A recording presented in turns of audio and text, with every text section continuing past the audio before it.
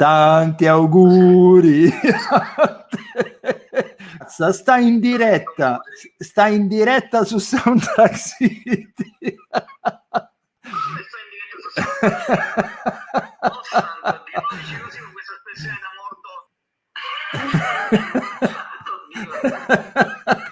Ed ecco 49 anni buttati nel un Massimo Privitera particolarmente rincoglionito in diretta nazionale. Auguri.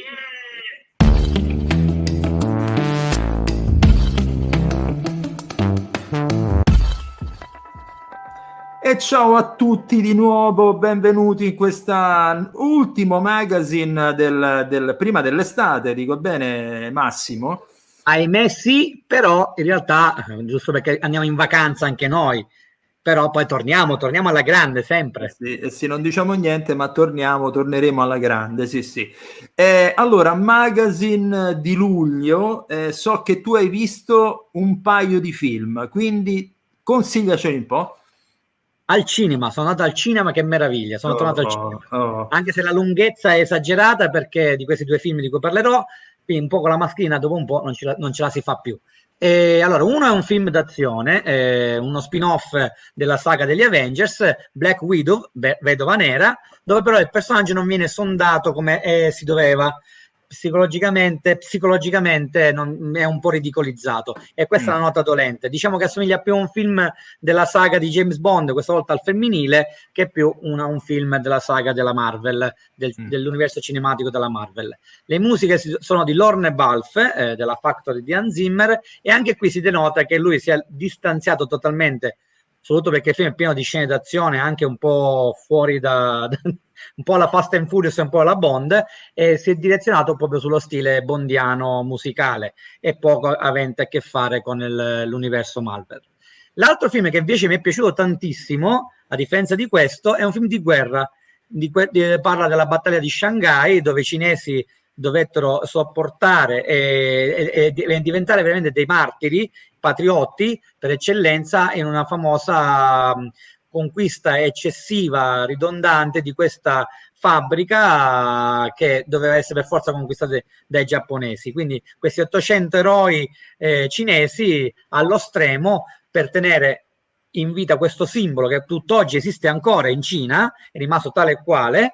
È un film epico, un blockbuster cinese che ha fatto uno sfracello di incassi al botteghino, con tantissimi attori famosi, per l'appunto orientali, e le musiche però, visto che è una coproduzione americano-cinese, Rupert Gregson Williams e un altro autore che, per dirlo, ti parte il ponticello dei denti, perché si chiama Andrew Kaczynski, che fanno tutte e due facenti parte della Factory di Zimmer, e anche questi qui. Anche lui. E qui la musica è molto zimmeriana, molto militaresca, patriottica, ridondante, epica, con questa tromba che vorrei inneggiare un po' al simbolismo che aveva curato John Williams nel Salvate del Soldato Ryan. Però devo dire che visivamente è notevole, è un pugno allo stomaco, è fortissimo, stai col patema d'animo tutto il tempo e parteggi ovviamente da parte dei cinesi, e il film è sensazionale. Vedetelo al cinema, perché è proprio un film di quelli da grandeur cinematografica, proprio da vedere sul grande schermo. E invece, caro amico mio, per la parte documentaristica, cosa ci racconti questa volta?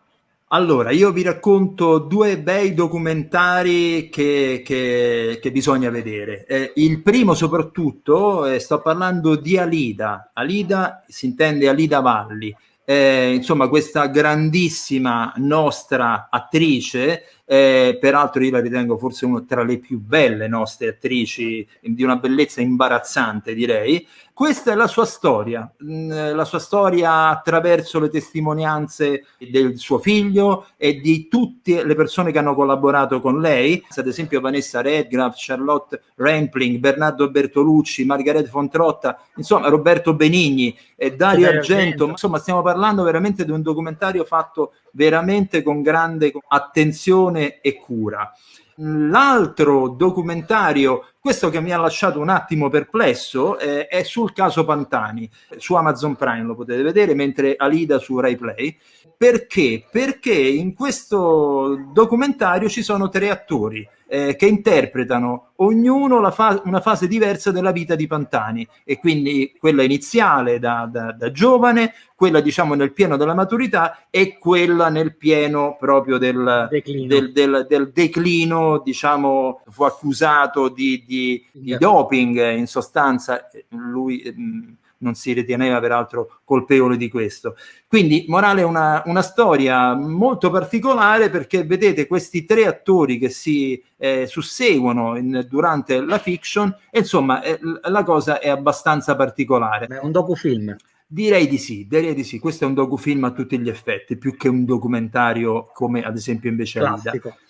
E invece torniamo alla nostra rubrichetta libri sotto l'ombrellone. Che cosa hai scovato tu, caro mio Massimo? Allora, ho scovato questo libercolo piccolino ma sostanzioso nella sostanza proprio descrittiva dell'argomento, che è Musica da film di Stefano Fonzi, che è un vademecum per i giovani, coloro che vogliono diventare compositori in erba di musica per immagini. Qui possono veramente scoprire tutte le dinamiche dalla pre-produzione alla produzione, alla post-produzione di una colonna sonora, scritto veramente in maniera chiara, lineare, con degli esempi anche abbastanza pregnanti. Qua parla per esempio di Matrix e delle musiche di Don Davis, e devo dire che il lavoro è ben condotto e piacevole da leggere.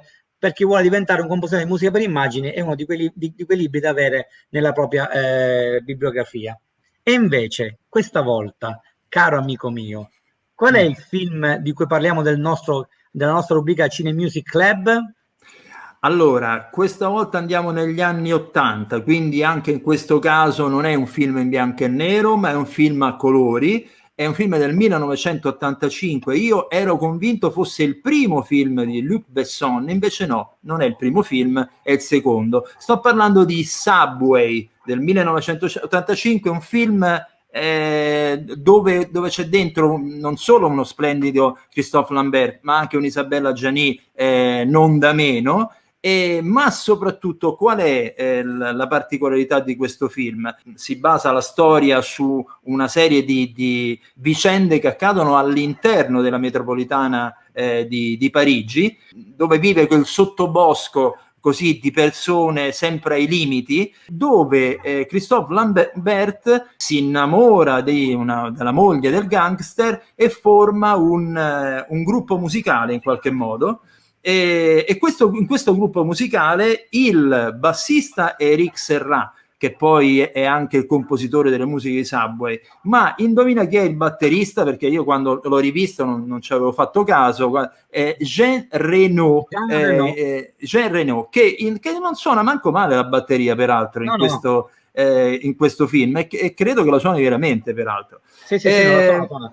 Questa è la sequenza, questa è la sequenza che stai dicendo. Un dietro le quinte di quella sequenza dove suona la batteria, visto? Mazza, mitico. Vedi? Da dietro. Ecco, allora, ve lo consiglio di vedere perché c'è uno splendido mood. Mi ricordo che quando uscì questo film, noi musicisti eravamo tutti, come posso dire, attratti da questa storia, dove il rock, quello degli anni '80, quindi da questo sapore anche un po' di new wave, era la prima volta che faceva in qualche modo capolino in un film, quindi molto molto molto interessante. Dunque, anche per questo magazine di luglio noi abbiamo finito. Avremo tempo di salutarci per la puntata finale Summer Movies. Tu gli hai dato il titolo, no? Massimo, spiegaci di che si tratta. È una puntata sorpresa, non dico altro, non voglio fare spoiler, che ci sarà qualche cambiamento in questa puntata, dove parleremo dei nostri film dell'estate. I nostri film, diciamo, ci sono i film di Natale e ci sono anche i film dell'estate, quelli nostri preferiti, i nostri desiderata, di film che vogliamo rivedere ogni estate. Aspetta, i cinecocomeri potremmo Cocco bello, Cocco Dusci, anche i cinecocco, va bene, uguale bene. Questa qua è meravigliosa, me la segno. Allora, ciao a tutti, alla prossima, ciao Massimo. Ciao Marco.